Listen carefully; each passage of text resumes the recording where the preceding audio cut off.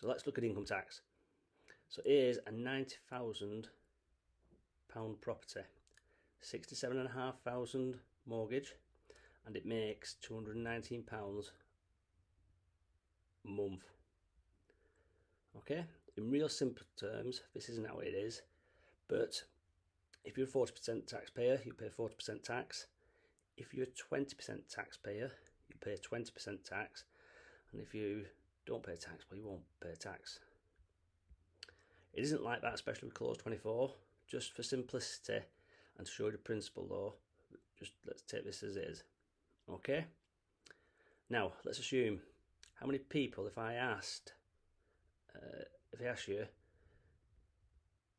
you know, when you was being brought up by your parents, did your parents bring you up and teach you that debt was bad and you should pay it off and not have any of it, and that saving was a good thing?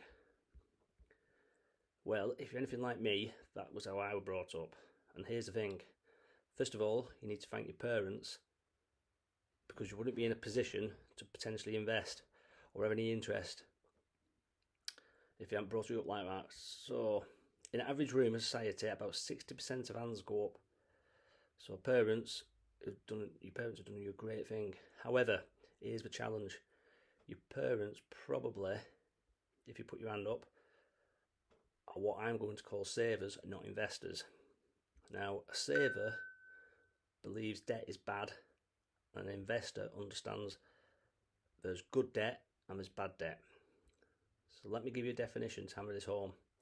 A bad debt, it's a debt that you have to pay whether you use something or not. So right now, today, you spent the day with me, but if you've got a mortgage and you're paying rent, that's a bad debt, because you've had to pay for the house whether you're in it or not. If you've got a car loan, you might not have driven the car for a week because you're away on holiday. You still have to pay for the car. It's something that costs you money whether you're there or not. That's a bad debt. A good debt, well, a good debt for me is two salient points. The first is somebody else pays for it, not me. And if you've got debt but somebody else pays for it, not me, this is piece number one. Piece number two, it also has to make me money on top. Somebody else is paying for it and it makes me money on top. How many of those would you like? An infinite amount, please. Therefore, how much good debt would you like? An infinite amount, please. Whatever you give me, I'm going to explain this in more detail in a minute. Right, Richard Branson, whatever you think of him, you know he's definitely a successful businessman. He's been quoted recently with one of his written goals.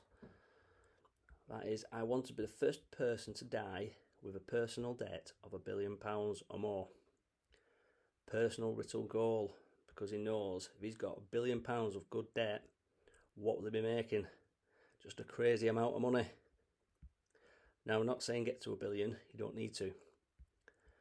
Let's assume now we get the principle, and let's assume I take two identical people.